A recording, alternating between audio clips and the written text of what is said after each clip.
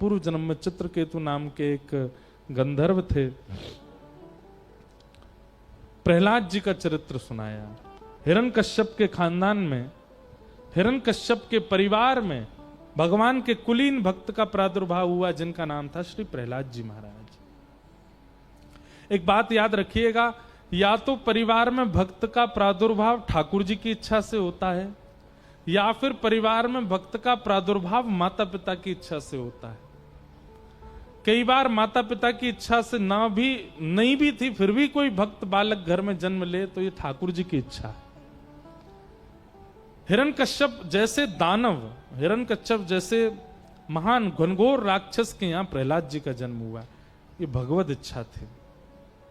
उनकी पत्नी जब गर्भवती थी, उस समय पर हिरण्यकश्यप हिमालय पर तप कर रहे थे, और उसी काल में नारद जी ने आकर के उनकी पत्नी कयाधु को भगवत चर्चा सुनाई, जिसके प्रभाव से हिरण्यकश्यप जैसे दानव परिवार में एक प्रहलाद जैसे बालक का जन्म हुआ। प्रहलाद जी जब 5 वर्ष के हो गए, तब हिरण्यकश्यप हिमालय से लौट करके आया, और आकर के अपने पुत्र को जब पहली बार देखा, गोद में ले लिया। बहुत प्रेम करते थे अपने पुत्र से। प्रहलाद जी को पढ़ने के लिए दानव विद्यालय में भेजा, जहां पर दानवी विद्या सिखाई जाती थी। प्रहलाद जी महाराज दानव विद्यालय में जाते। 1 साल बाद जब लौट करके आए तो पिता ने गोद में बैठा के पूछा, बेटा तूने क्या सीखा? कोई अच्छी बात बताओ जो तुमको बहुत अच्छी लगी हो, आज तक तुमने किसी से सीखी हो, मुझे बताओ।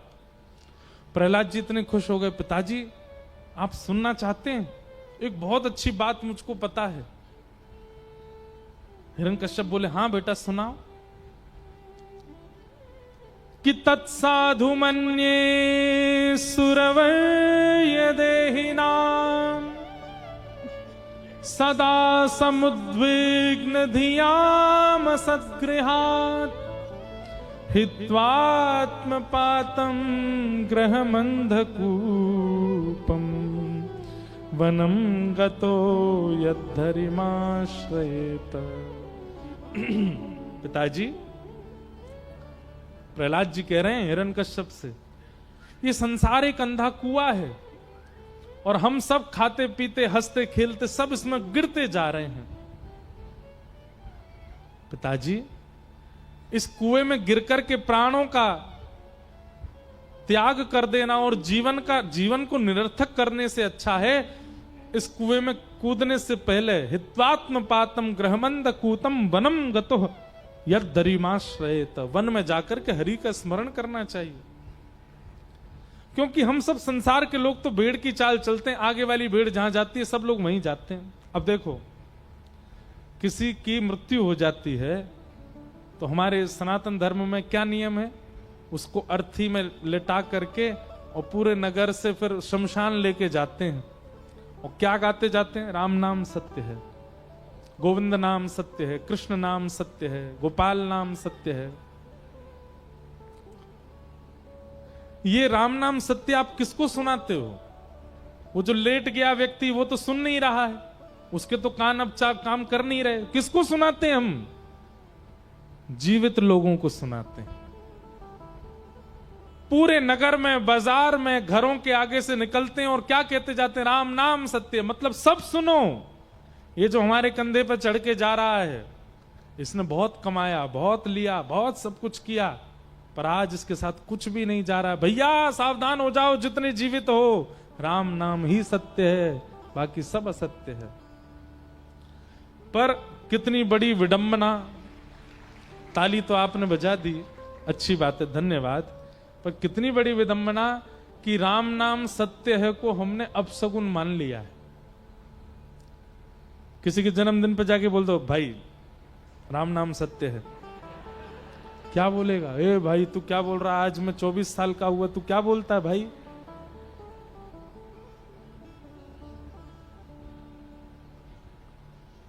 किसी को उपहार में लोग फ्रेम बना करके देते हैं, उसमें कुछ ना कुछ लिख करके देते हैं, कई लोगों के नए घर में प्रवेश होते हैं तो स्लोगन्स वाले अच्छे अच्छे वो पोर्ट्रेट देते हैं, तो अपने घर में लगावे, बढ़िया एम्ब्रॉयडरी लिखवा करके ले जाओ, राम नाम सत्य है। किसी के गृह प्रवेश में ही दे दो, ले भाई। महाराज सामने वाला व्यक्ति इतना घबरा जाएगा, मेरा गृह प्रवेश हुआ, तू क्या बोल रहा है? हमने संसार के सबसे बड़े सत्य को असत्य मान लिया, अब शगुन मान लिया। इससे बड़ा दुर्भाग्य क्या है हमारा?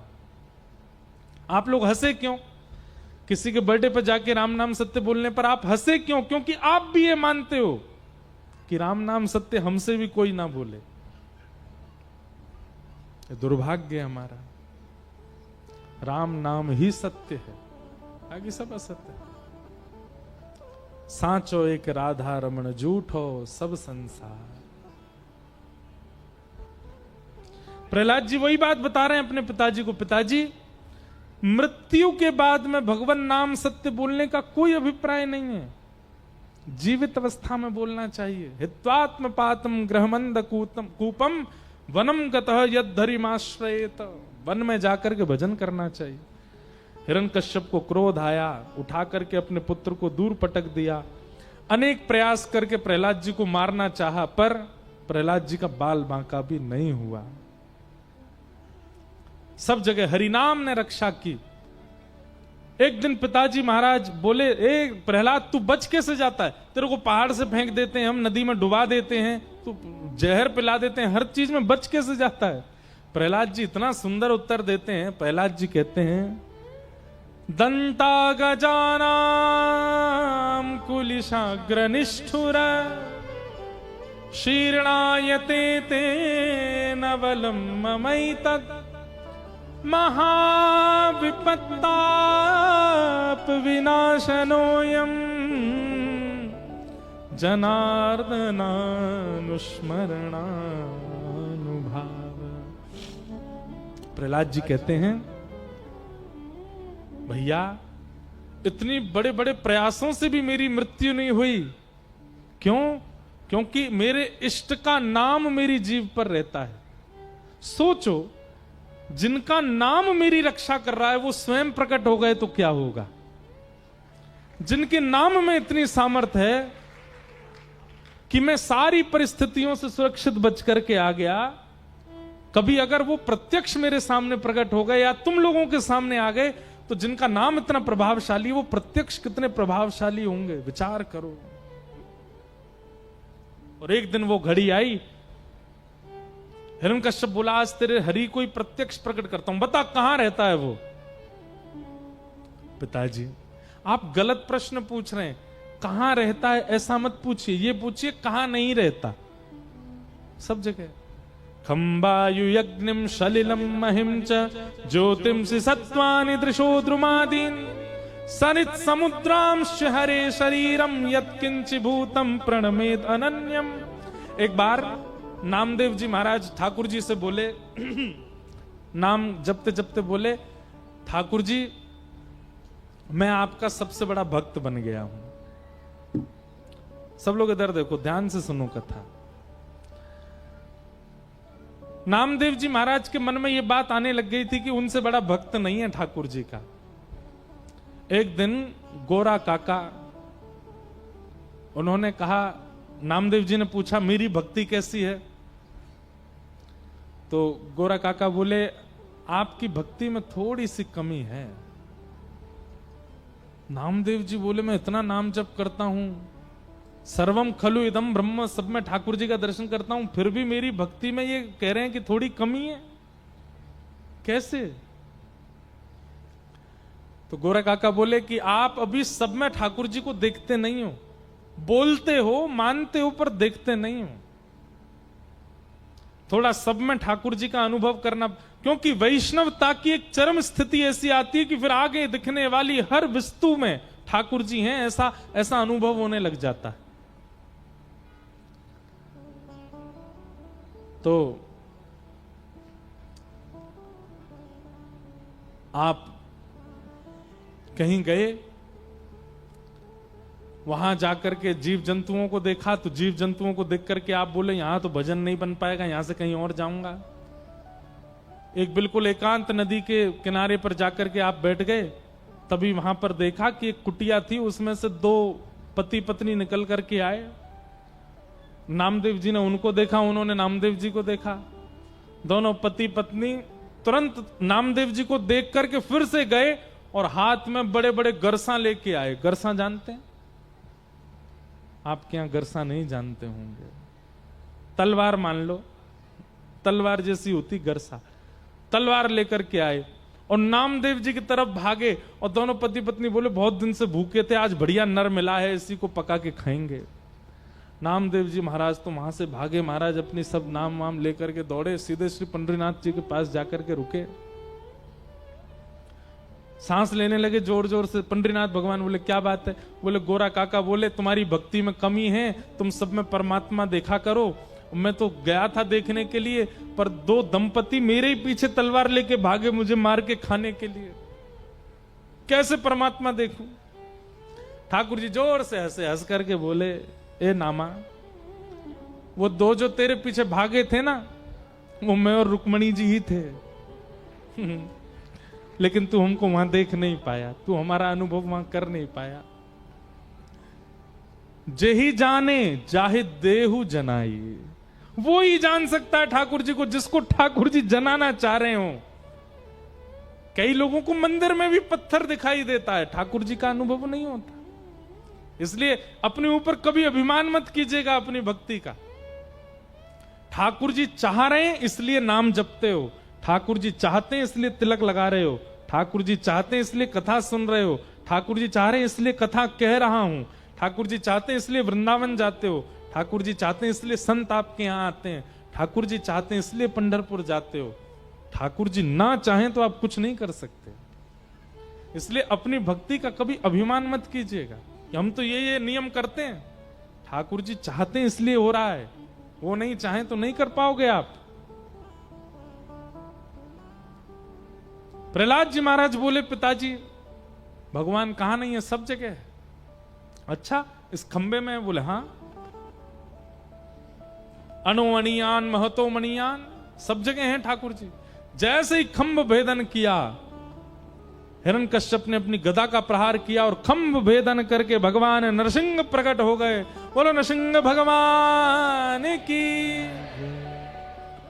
सब लोग नरसिंह भगवान को प्रणाम करो। सत्यम विधातुम निज भृत्य भाषितम व्याप्तिम च भूतेष्वखिलेषु चात्मनः अदृश्यतात्यद्भुत रूप मद्वहम स्तंभे सभाया न मृगम न मानुषम।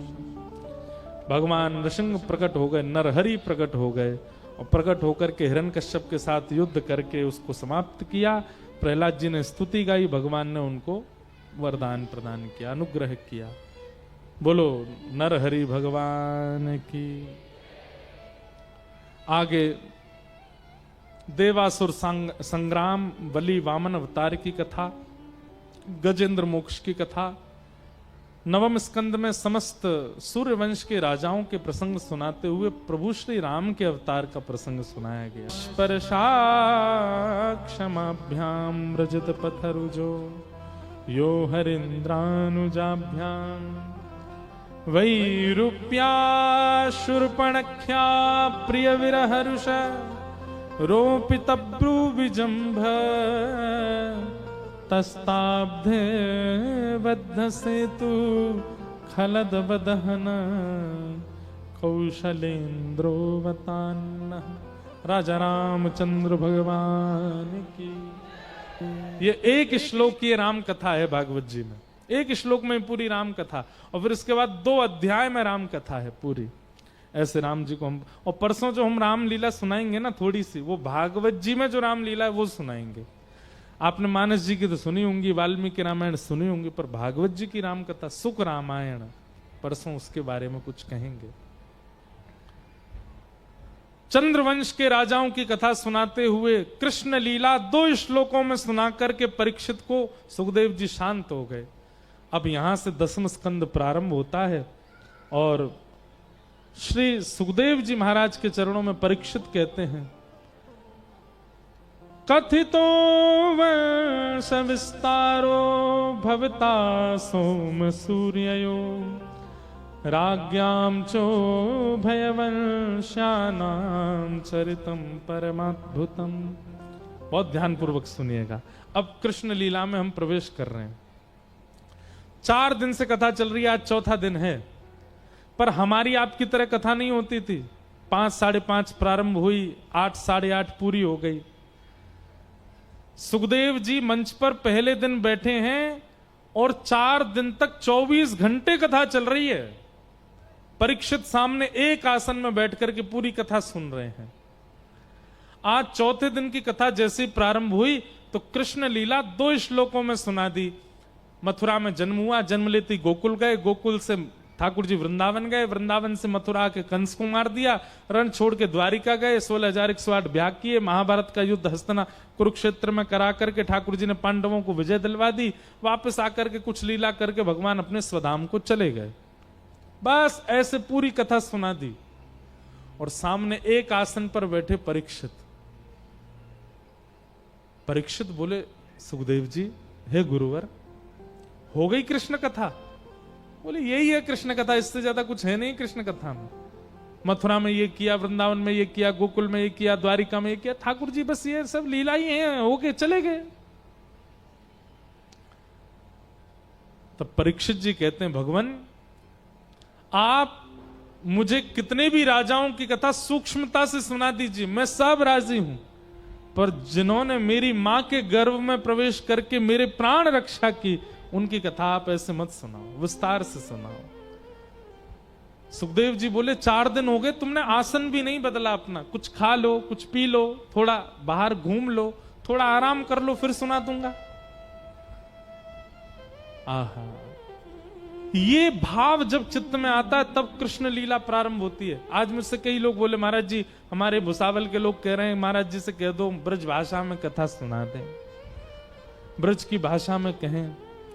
ब्रज भाषा में कथा अच्छी तो लगती है, पर ब्रज की भाषा के लिए ब्रज में प्रवेश भी तो आवश्यक है। और ब्रज में प्रवेश के लिए परीक्षित जैसी स्थिति चाहिए। परीक्षित क्या कहते हैं? मुझे भूख नहीं लगती, मुझे प्यास नहीं लगती, मुझे निद्रा नहीं आ रही है, मुझे कहीं नहीं जाना है, मेरे मन, बुद्धि, जीव, नेत्र, कान अब सब कुछ कृष्ण को सुनना चाहते हैं। मुझे भूख भोजन की नहीं है, कृष्ण लीला की है। मुझे प्यास पानी की नहीं, कृष्ण चरित्र की है। मुझे शयन नहीं करना है, अब तो बस नेत्र बंद करके खोना है कृष्ण लीला में। ऐसी स्थिति जब तन की हो जाती है तब ब्रज में प्रवेश मिलता है, तब ब्रज की भाषा आती है। परीक्षित जी महाराज बोले, भगवान पिबंतम त्वन् मुखाम्भोज च्युतम हरि कथामृतम। आप ये हरि की कथा जो सुना रहे हैं ये अमृत के समान लग रही है, पर कृपा करके कृष्ण लीला 2 श्लोकों में मत सुनाइए, विस्तार से मुझको सुनाइए। मैं सुनना चाहता हूं कि ठाकुर जी ने कैसे लीलाएं की हैं। मुझे भूख प्यास नहीं है, आप तो बस सुनाते रहिए। इसे कहते हैं तत्परता, इसे कहते हैं व्याकुलता, उत्कंठा, और आपकी भाषा में तड़प। ये तड़प भी जब ब्रज लीला सुनने की होती है ना, तब ब्रज में प्रवेश मिलता है। सुखदेव जी बोले, अब मैं तुमको कृष्ण लीला सुनाऊंगा, क्योंकि तुम उसके अधिकारी बन चुके। और सुनाया। भगवान ने आकाशवाणी करके देवी देवताओं को आज्ञा कर दी थी कि हम वसुदेव के घर जन्म लेंगे। यहां सूरसेन मंडल के राजा, उनके बेटा वसुदेव जी, उनका विवाह देवक राजा की बेटी देवकी के साथ में हुआ। और देवकी के ताऊजी का बेटा है कौन? कंस, उग्रसेन का बेटा। कंस सब लोगों की नजरों में अपनी छवि अच्छी बनाने के लिए अपनी बहन का कन्यादान करता है और विदा करने के लिए साथ लेकर के जा रहा, स्वयं रथ चला करके जा रहा है। तभी आकाशवाणी हो गई, अरे कंस, जिस बहन को तुम विदा करने जा रहे हो उसी का अष्टम गर्भ तुम्हारा काल होगा। तुरंत तलवार निकाल करके अपनी बहन के सिर को धड़ से अलग करने लगा। वसुदेव जी ने चरण पकड़े, इनको मत मारो, इनका बालक तुम्हारा काल है, ये तुम्हारी काल नहीं। हम वचन देते हैं जितने बालक होंगे हम सब तुमको दे देंगे, पर इनको मत मार। तुम्हारी बहन है, बहन को कोई मारता, बहन को और बेटी को कोई मारता है? हमारे शास्त्र आज्ञा करते हैं बंधुओं, चाहे कितना भी बड़ा अपराध किया हो, मातृशक्ति को मृत्यु दंड देने का अधिकार नहीं है। आज का न्याय, आज का लॉ क्या बन गया वो जाने, उसका भी सम्मान है, पर शास्त्र आज्ञा ये करते हैं कि माताओं को नहीं मारना चाहिए, चाहे कितना ही बड़ा दंड हो।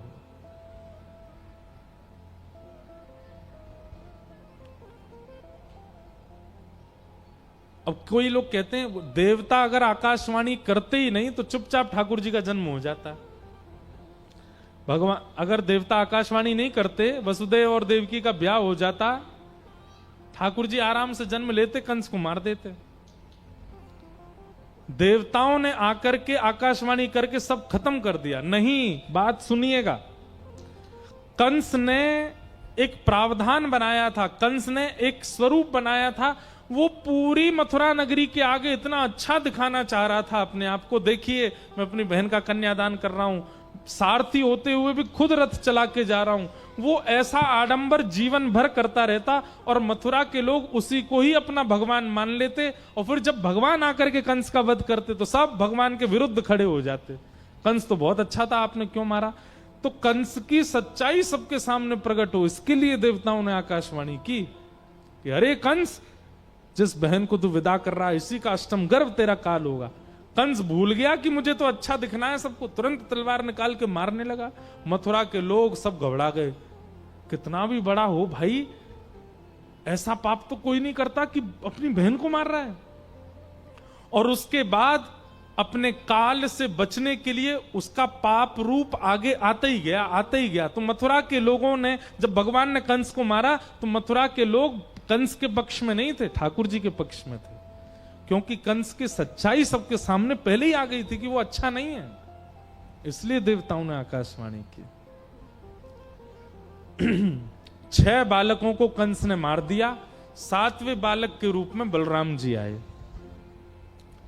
परंतु योग माया के आश्रय से बलराम जी का गर्भ स्थानांतरित हो गया। कुछ महीने देवकी मैया के गर्भ में रहने के बाद गोकुल में रोहिणी मैया के गर्भ में परिवर्तित हो गए।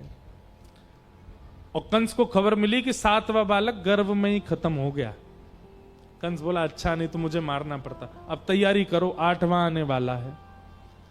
सैनिकों को तैनात कर दिया, सिक्योरिटी टाइट कर दी, अब मेरा शत्रु जन्म लेने वाला।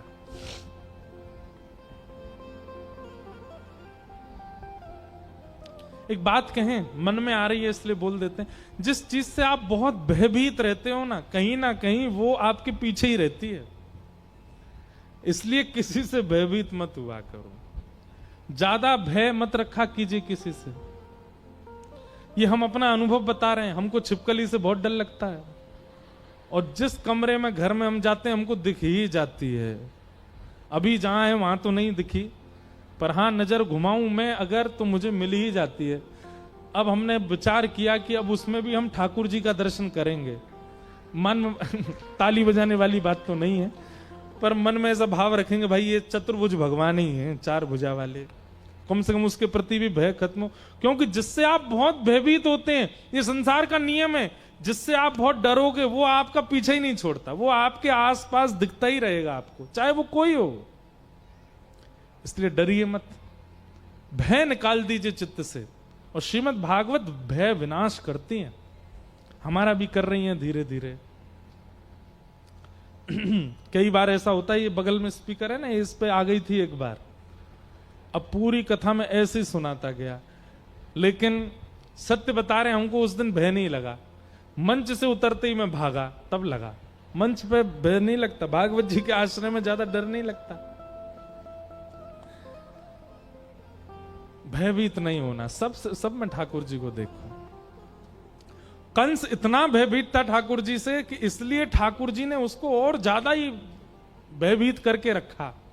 अगर भयभीत नहीं होता, ठाकुर जी के आगे पहले ही सरेंडर हो गया होता तो बहुत अच्छा होता, कंस को भगवान मित्र बना लेते अपना।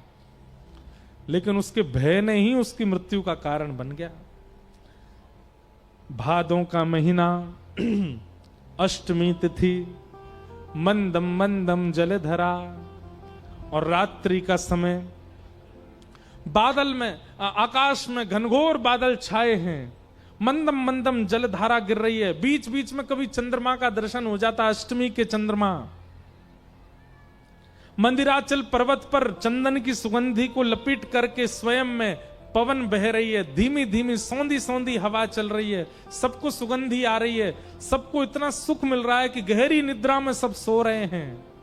और उसी समय कंस के कारागृह में देव की मैया के गर्भ से एक दिव्य तेज प्रकट हुआ, और दिव्य तेज के साथ शंख चक्र गदा पद्मधारी श्री बाल कृष्ण प्रभु प्रकट हो गए। बोल बाल कृष्ण लाल की। हाँ, आप लोग धीरे जय बोलना, कहीं कंस उठ ना जाए, हैं?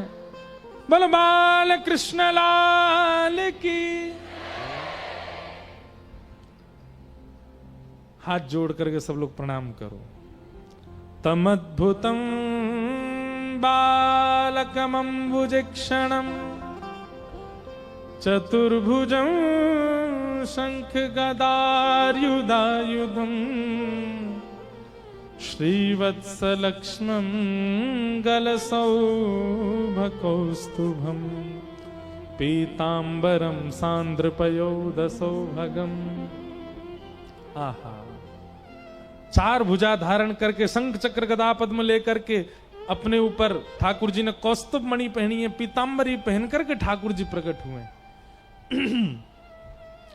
ठाकुर जी विशाल बन के नहीं आए छोटे से बालक के रूप में ही है, नन्हे से बालक बन के आए, पर नन्हे से बालक के रूप में ही चतुर्भुज हैं, पीतांबरी पहनी है, गले में कौस्तुभ मणि पहन रखी है ठाकुर जी ने। ऐसा स्वरूप ठाकुर जी का प्रकट हुआ। देव की मैया ने चरणों में प्रणाम किया। ठाकुर जी बोले, मैया, कोई मां जन्म देते ही बालक को प्रणाम करती, आप प्रणाम क्यों कर रही हो? देव की मैया व्यंग में बोली, अब आप बालक बन के आते तो गोद में लूंगी ना, पिताजी बन के आए हो, चार भुजा पहन के और वस्त्र पहन के, कौस्तुभ मणि पहन के और शंख चक्र गदा पद्म लेकर के कोई बालक जन्म लेता है कभी? आप अनुभव ही नहीं होने दे रहे हो मुझको कि बालक हुआ है, तो मैं आपको प्रणाम ही करूंगी ना। ठाकुर जी बोले, मैया रुक जाओ, अभी हम बालक बन जाते। ठाकुर जी ने वस्त्र उतार दिए, दो भुजा अंतर ध्यान कर दी, सारे आयुध अंतर ध्यान कर दिए, और नन्हे से बालक के भांति जैसे ही बने, देव की मैया ने तुरंत ठाकुर जी को गोद में उठा करके अपने पयोधर का पान कराया। पयोधर पान करने के बाद ठाकुर जी थोड़ा बोलने लगे। देव की मैया बोली, बालक कोई बोलता है जन्म लेके? मैया, जरूरी बात है इसलिए थोड़ा सुन लो, फिर उसके बाद हम मौन ही हो जाएंगे। कहो। मां देखो, हम कृष्ण रूप धारण करके आए हैं, कंस वध तो हम करेंगे, पर हमें प्रेम का स्थापन करना है इस पृथ्वी पर। कलयुग में धर्म से रक्षा नहीं हो पाएगी, कलयुग में नियमों से रक्षा नहीं हो पाएगी, कलयुग में मर्यादाओं से रक्षा नहीं हो पाएगी, ज्ञान से रक्षा नहीं हो पाएगी। कलयुग में रक्षा प्रेम से होगी, और उस प्रेम की स्थापना करने के लिए हमको थोड़ी लीला करनी पड़ेगी, और उस लीला को संपादित करने के लिए हमको कुछ दिनों के लिए आपसे दूर जाना पड़ेगा। आपसे और पिताजी से हमारी प्रार्थना है कि आप अभी थोड़ी देर हमारा दर्शन करके और हमको अभी यहां से लेकर के गोकुल जाइए। गोकुल में यशोदा मैया ने एक लाली को जन्म दिया है, वहां हमको सुला करके और लाली ला करके आप कंस को दे देना। वो लाली नहीं है, साक्षात वैष्णो देवी, अष्टभुजी देवी भद्रकाली है। वो कंस की बुद्धि ठिकाने लगाने कोई जन्मी है। मुझे आप वहां छोड़ आइए, लाली ला के यहां दे देना, और फिर 11 वर्ष 56 दिन ब्रज में लीला करके प्रेम की स्थापना करके फिर मैं आऊंगा, और फिर आकर के कंस को मारूंगा। देव की मैया पहले तो भावुक हो गई कि आप जन्म लेते ही जा रहे हो, लेकिन थोड़ी देर बाद वसुदेव जी बोले, ठाकुर जी ये सरल कैसे होगा? हाथों में हथकड़ियां, पैरों में बेड़ियां, इतने सारे दरबान सोए हैं, हम लोग इतने गहरे पिंजरे में बंद हैं, कैसे लेके जाएंगे आपको? अब इस बात का आध्यात्मिक अर्थ इतना सुंदर है। ठाकुर जी क्या उत्तर दे रहे हैं? बोले इसी कारण से भक्त मेरी सन्निधि ग्रहण नहीं कर पाता। क्यों? क्योंकि वो बंधन गिनाने लग जाता है कि मेरा ये बंधन है, ये बंधन है, ये बंधन है, मैं आपकी शरण में कैसे आऊं? मुझे काम का प्रेशर है, परिवार का प्रेशर है, माता जी नहीं आने दे रही, पत्नी नहीं आने दे रही, बच्चों को छोड़ के नहीं आ सकते, हम कैसे आए? ठाकुर जी कहते हैं मुझे बंधन मत गिनाइए, बंधन सहित मेरे पास आइए, बंधन खोलने की जिम्मेवारी मेरी है, आप आइए समीप। पिताजी मुझे हथकड़ी, बेड़ियां, द्वारपाल मत गिनाइए, आप तो विश्वास के साथ मुझे गोद में लीजिए, जिम्मेवारी मेरी है। जैसे ही वसुदेव जी ने गोद में लिया, हथकड़ियां अपने आप खुल गईं, बेड़ियां अपने आप खुल गईं, चट चट सारे ताले खुल गए। ठाकुर जी बोले यही समझना है, बंधन गिना करके रोइए मत। भुसावल में बैठे हैं ठाकुर जी, हम वृंदावन नहीं आ पा रहे, काम बहुत है, बच्चे ऐसे हैं, पत्नी ऐसी है, माता पिता ऐसे हैं, ये है वो, बंधन नहीं। आज मुझे कोई बोल रहा था सुबह जलगांव में, हम बहुत साल से प्रयास कर रहे हैं, वृंदावन नहीं जा पा रहे। मैंने कहा मैं बोल दूं, अगर तुम करो तो मैं बोलूं। बोला बताइए। मैंने कहा आज ही रात की ट्रेन में बैठ जाओ, कल भले ही तुम्हारे 100 काम जरूरी हैं, आज ही बैठो, निकल जाओ। उसके नेत्र सजल हो गए, बोल पक्का चला जाऊं? मैंने कहा चले जाओ। चला गया। मैंने कहा 100 काम तुम्हारे जो है, एक बार ठाकुर जी पे छोड़ के तो जाओ, देखना लौट करके आओगे तब तक थोड़े व्यवस्थित मिलेंगे।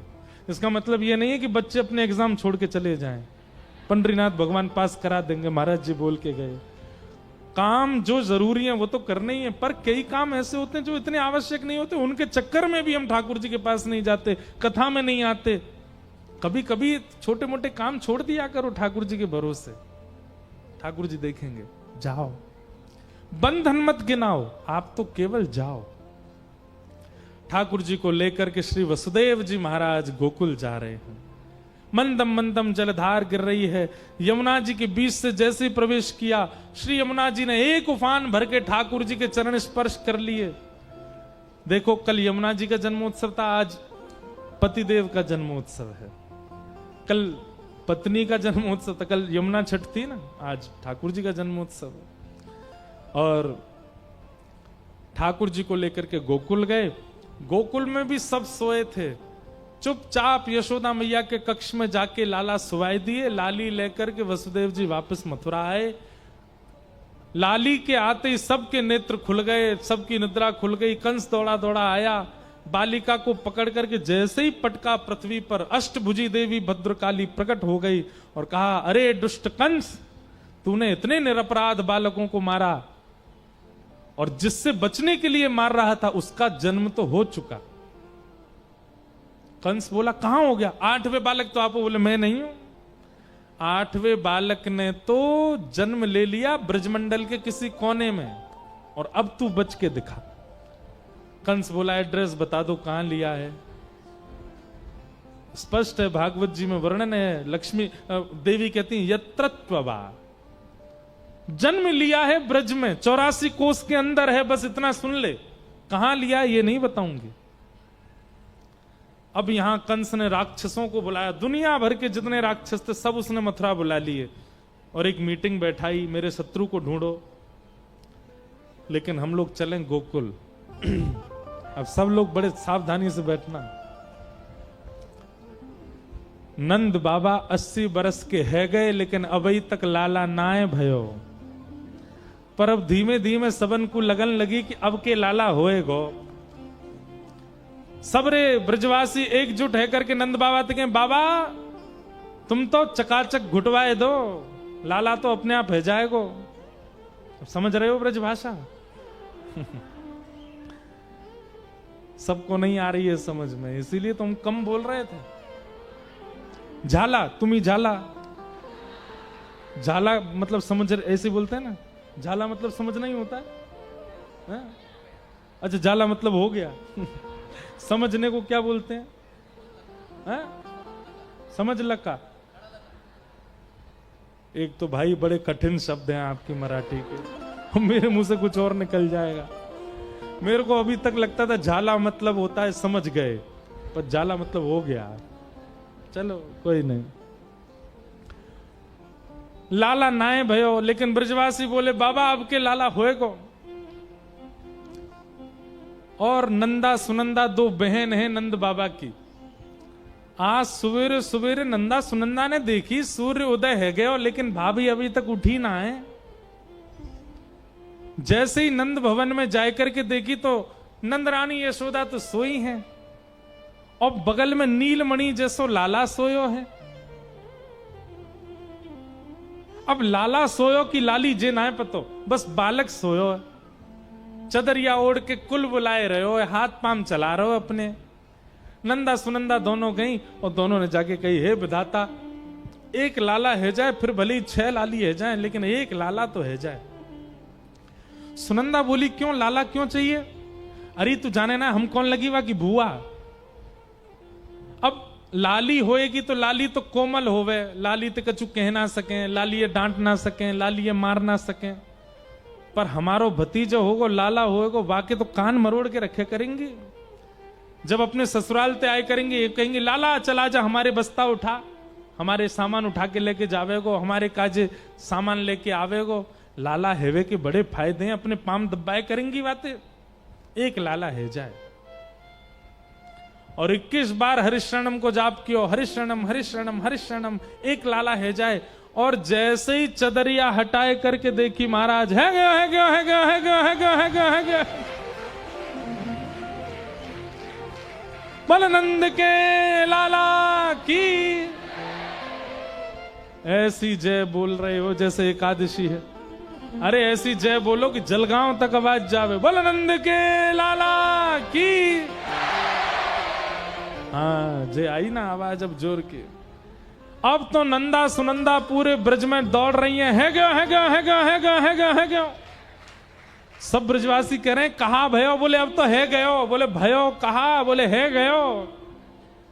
नंद बाबा तो जाके बोली, बाबा है गयो है गयो। बाबा बोली, कहा भयो? इतने ब्रजवासी इकट्ठे है गए। अरे ने बता तो नंदा, भयो कहा? नंदा सुनंदा बोली, आप सबन के अथक प्रयास सो श्री नंद बाबा के यहां पर नीलमणि जैसो लाला भयो है, बधाई हो।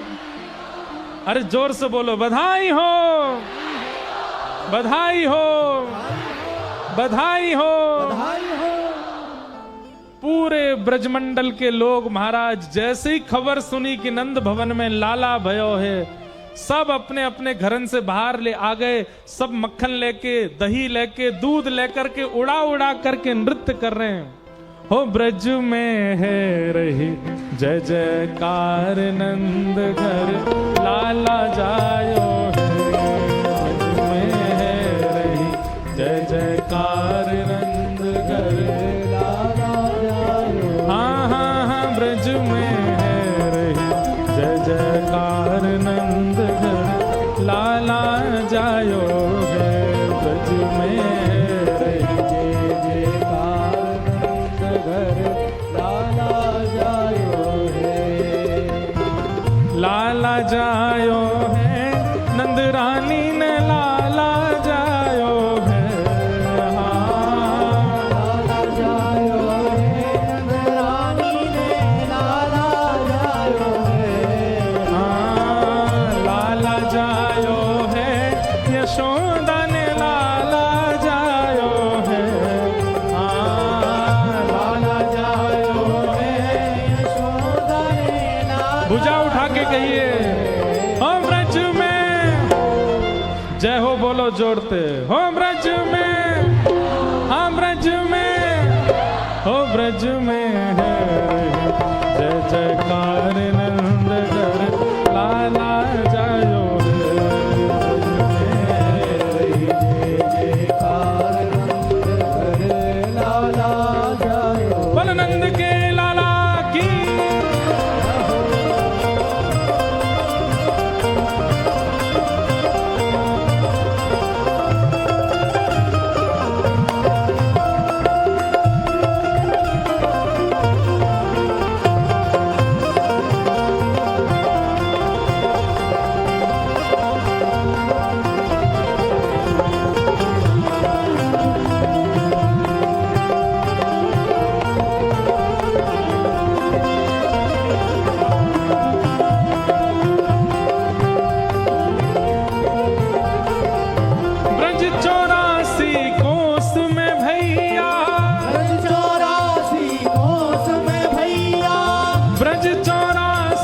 कोस में भैया, ब्रज 84 कोस में भैया, सब कहे धन्य यशोदा मैया, सब कहे धन्य यशोदा मैया।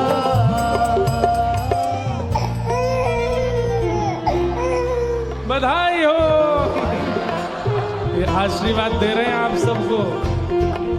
हे यशोदा मैया, यशोदा मैया, यशोदा मैया, यशोदा मैया, सब कहे धन्य यशोदा मैया, सब कहे धन्य यशोदा मैया। 80 साल की आयु में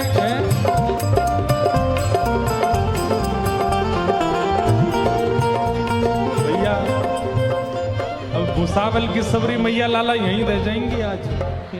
ओ 80 साल की आयु में सुत ऐसा जायो है, हाँ 80 साल की आयु में सुख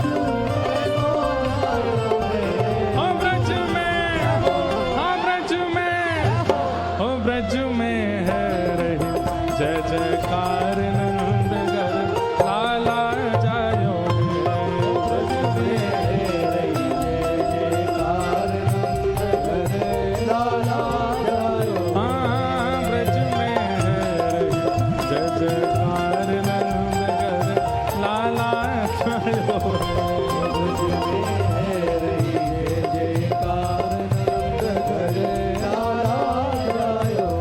बधाई हो।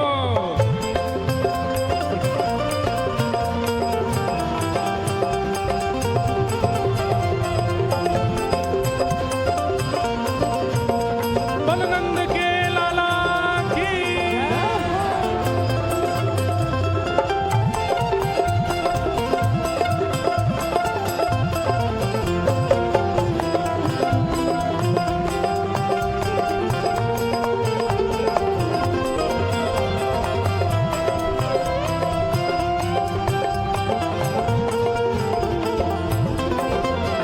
हे यूथ के यूथ नंद घर आवे, यूथ के यूथ नंद घर आवे, यूथ के यूथ नंद घर आवे, यूथ के यूथ नंद घर आवे।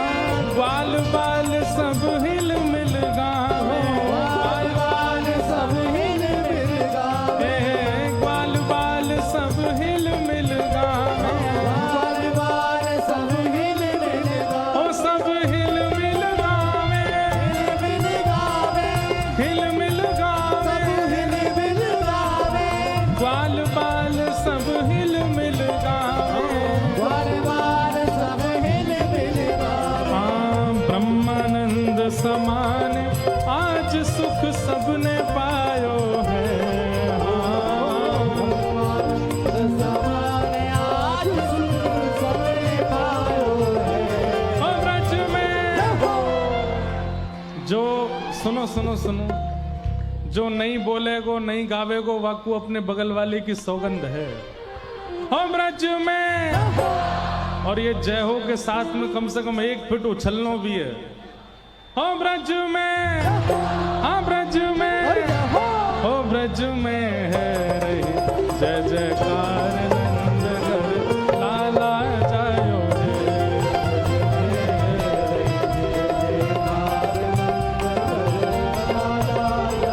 नंद घरा नंद भयो, कन्हैया लाल की, नंद घरा नंद भयो, जय कन्हैया लाल की, हे नंद घरा नंद भयो, जय कन्हैया लाल की, नंद घरा नंद भयो, जय कन्हैया लाल की, हे नंद घरा नंद भयो, जय कन्हैया लाल की, नंद घरा नंद भयो, जय कन्हैया लाल में की। है रही जय जयकार नंदगर लाला जायो है, ब्रज में है रही जय जयकार हाँ ब्रज में है रही जय जयकार नंदगर लाला जायो है, ब्रज में है रही जय जयकार।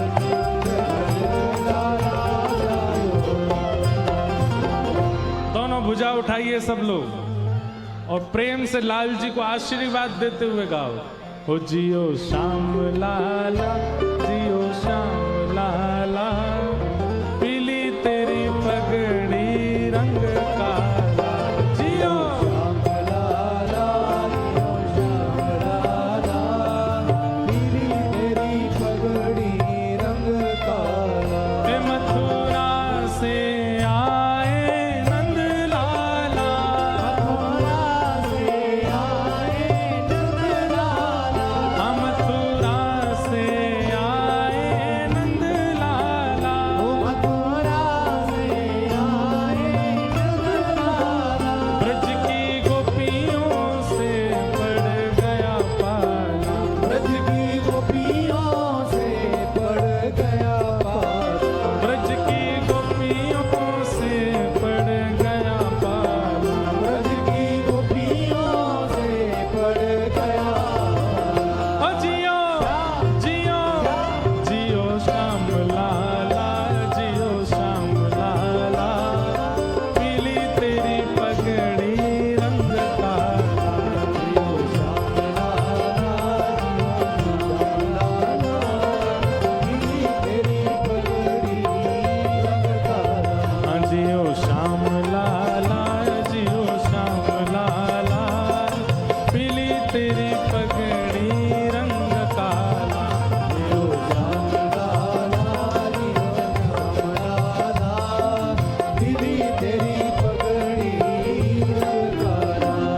मत रो मेरे कान्हा उआ उआ, मत रोवे कान्हा उआ उआ। हे मत रो मेरे लाला उआ उआ।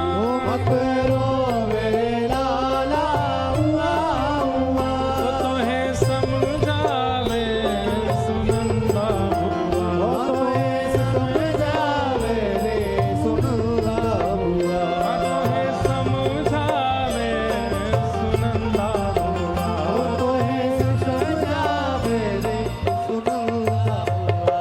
हे जियो जियो जियो श्याम लाला, जियो श्याम लाला, पीली तेरी पगड़ी रंग काला। जियो श्याम लाला, जियो श्याम लाला, पीली तेरी पगड़ी रंग काला। जियो श्याम लाला, जियो श्याम लाला, पीली तेरी पगड़ी रंग काला। जियो श्याम लाला, जियो श्याम लाला, पीली तेरी पगड़ी रंग काला। हाँ चरमर चरमर करे पलना, चरमर चरमर करे पहना। हे चरमर चरमर करे पलना। चरमर चरमर करे पहना। वो सब ब्रजवासी गावे जियो ललना। वो सब ब्रजवासी गावे जियो ललना। हाँ सब ब्रजवासी गावे जियो ललना। वो सब ब्रजवासी गावे जियो ललना। हे जियो लूटवे में इतने व्यस्त हैं कि गा ही नहीं रहे हैं। भुजा उठाओ सब लोग। हो जियो जियो जियो श्याम लाला, जियो श्याम लाला, पीली तेरी पगड़ी रंग काला।